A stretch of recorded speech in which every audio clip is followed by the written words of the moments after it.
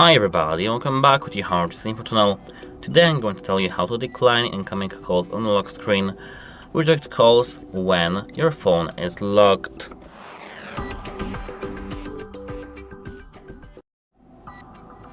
At first let me call myself.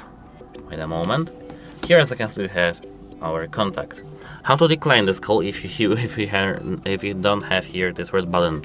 We have to double tap the power button here. 1 and 2.